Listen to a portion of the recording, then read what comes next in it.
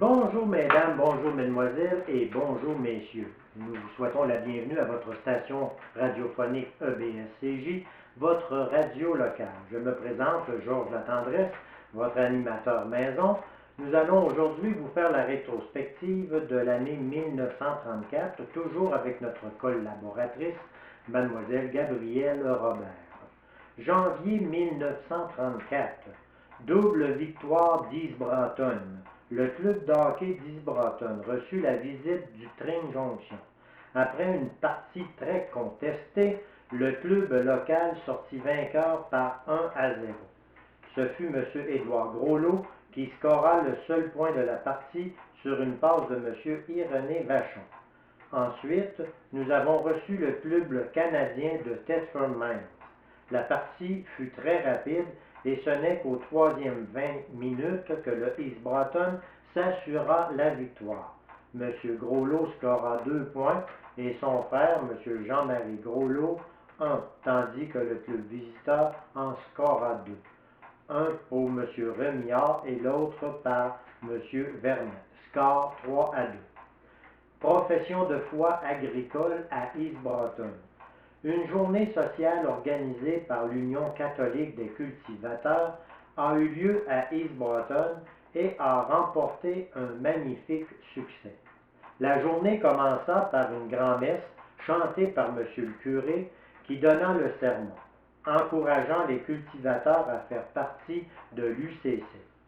Après la messe, les paroissiens se rendirent dans la salle basse de la sacristie où M. le curé, président de l'Assemblée, souhaita la bienvenue à messieurs les agronomes et conférenciers et donna d'utiles conseils.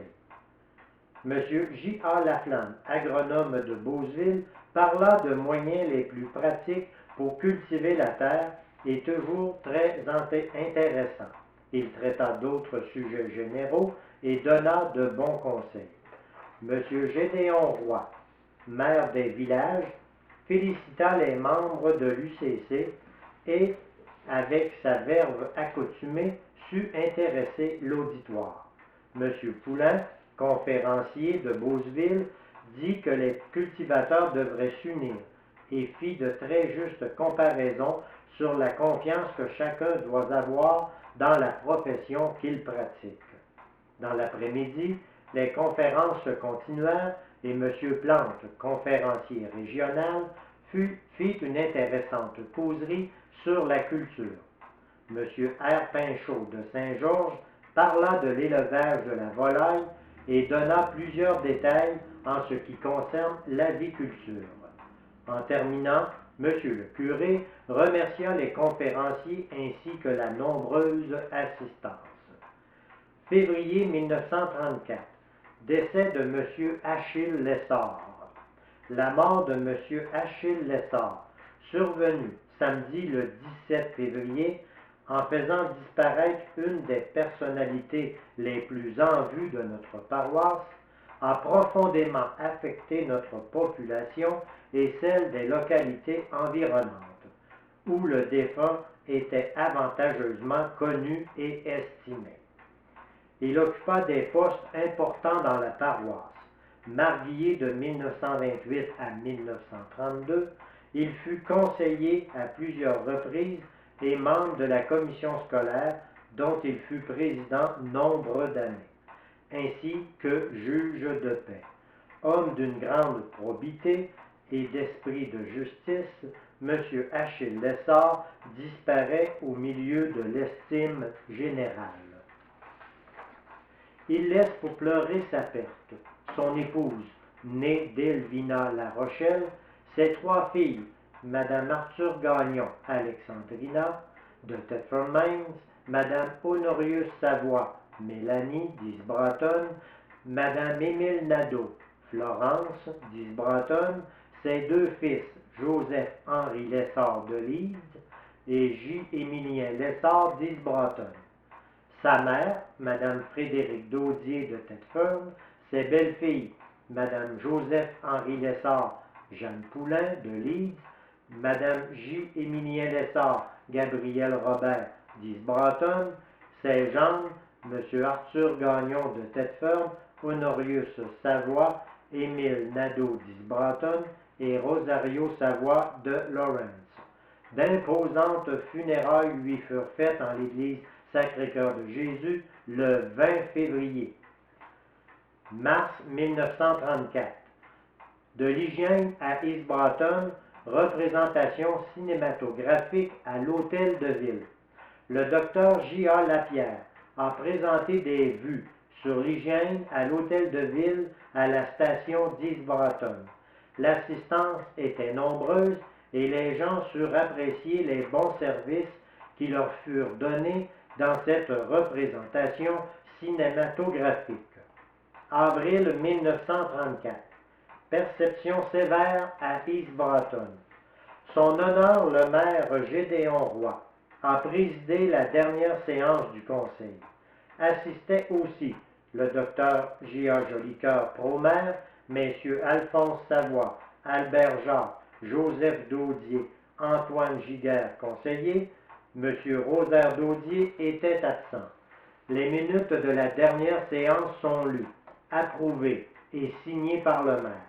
On accepte les comptes, sont adoptées les dépenses pour l'entretien des chemins et l'enlèvement de la neige dans les fossés.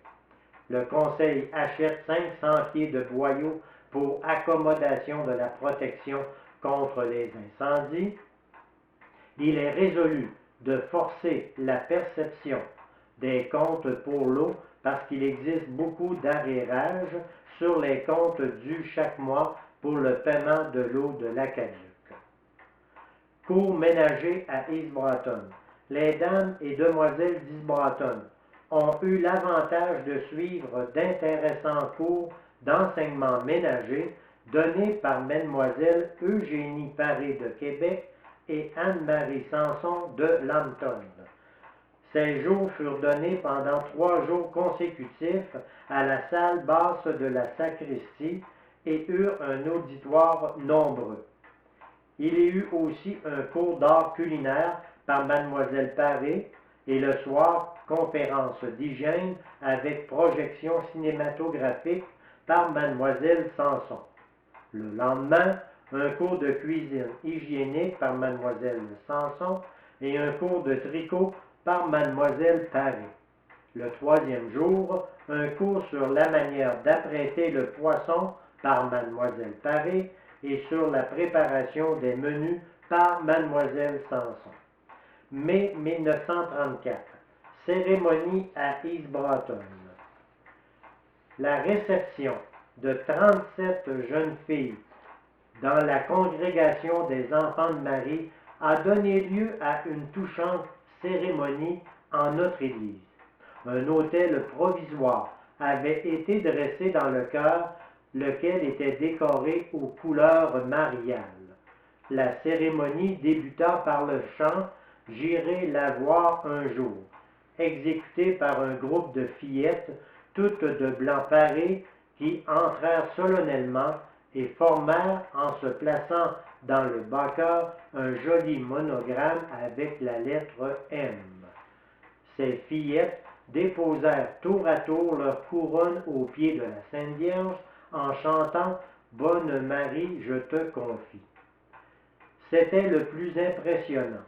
Les nouvelles admises dans la congrégation étaient Mesdemoiselles Évangeline Perron, Dorothée Grégoire, Rita Fecteau, Aldéa Lefebvre, Simone Landry, Jeanne d'Arc Mackenzie, Édith Nadeau, Émérancienne Fecteau, Cécile Leroy, Jeannette Grenier, Laurette Groslot, Desneiges Laterreur, Cécile Daudier, Florence Lessard, Rachel Gravel, Cécile Lessard, Germaine Roy, Marie-Ange Drouin, Jeannette Labrec, Henriette Clich, Cécile Jacques, Marie-Rose Provençal, Marie-Rose Lessard, Cécile Roy, Lucienne Lapointe, Éliane Gosselin, Rita Couture, Cécile Fortin, Simone Huard, Annoncia Lagueux, Estelle Morin, Thérèse Gauthier, Viola Doyon, Irène Vachon, Aldéry Lessard, Cécile Lachance, Oliva Thivierge et Adrienne Lessard. Le feu fait rage sur 1000 carrés à East Broughton. Un incendie, probablement causé par une allumette non éteinte, s'est déclaré dans le bois du 4e rang de Sacré-Cœur de Jésus et a fait du ravage sur une distance d'1000 carrés. Quelques citoyens ont perdu plusieurs cordes de bois. Une équipe d'hommes de la station d'East Broughton s'est rendue sur les lieux pour combattre l'élément destructeur que l'on eut beaucoup de peine à maîtriser. Juin 1934. Le vent emporte une grange à Broughton. Lors de la récente tempête de vent qui s'est abattue sur la région, une grange appartenant à M. Alidor Cloutier, cultivateur, a été complètement démolie et plusieurs instruments aratoires qui se trouvaient là furent endommagés au point de ne plus pouvoir servir. C'est une perte considérable. Ceci met fin à notre bulletin de nouvelles. Nous vous remercions d'avoir synchronisé notre radio locale EBS-CJ et nous vous disons à la prochaine.